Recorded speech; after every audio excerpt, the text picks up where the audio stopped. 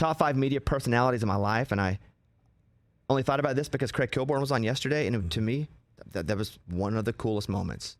Craig was like so kind and generous before, during, and after. Yep. Yeah. And it's weird because the juxtaposition of Craig versus the Craig that he presents that's funny, that's, regal Craig, fancy Craig. Regal. Yeah, you just don't expect someone that's like... Lord. Lord Kilby. Lord Kilby. It's like you don't expect someone that has that brand to actually be that kind.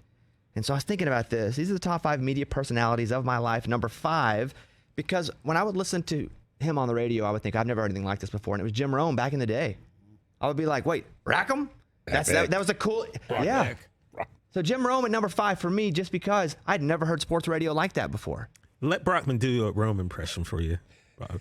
Hilarious. I cracked myself up. It's fantastic. Bobby, great to meet you, man. Hilarious. It's phenomenal. Rackham. Every time. That's pretty good. It's the best. Yeah. I tell Brock, if I close my He eyes... makes me laugh every time he does it. You ever met him? It's just me doing... No, I've seen him at Santa Anita before because he's a big horse guy, but...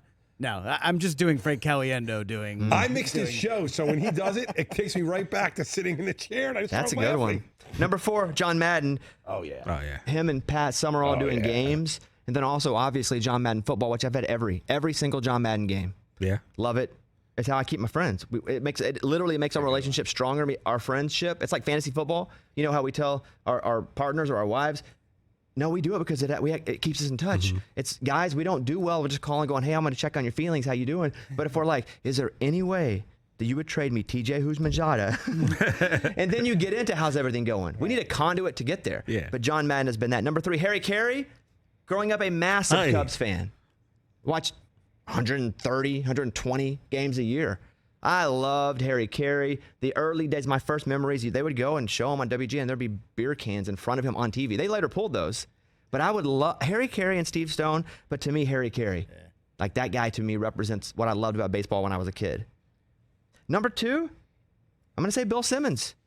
I still listen to Bill's podcast.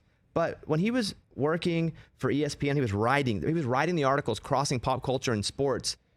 He was the first one to do that where I go, I'm actually interested in both of this. I love his sports. I don't really like Boston sports, but in particular, I don't not like Boston sports. But I liked it that he knew who he was and that he would talk about the Olsen twins. And then he would talk about Kevin Garnett. And somehow they had something in common. And to me, that was awesome. So Bill Simmons, probably number 2. And at number 1, and I didn't want to do this because I hate when people lump people together. But I got to put, because wrestling, you love wrestling, I loved wrestling. The Attitude Era for wrestling was like it. Yeah. Stone Cold, the Generation X. You could go through that. But the Attitude Era for me in sports was that 12 years or so of SportsCenter, where it was Rich, it was Dan Patrick, it was Stuart Scott, it was Robin Roberts. Oh, there's a lot of them on the screen right now. Yeah. Craig Kilborn. That's why this came to my mind, because he was that to me. I tried to tell him that yesterday. And he also was being pretty self-deprecating. But to me, those are my top 5 media personalities in my life. Catch the Rich Eisen Show every single day on the Roku channel, 12 to 3 Eastern, for free.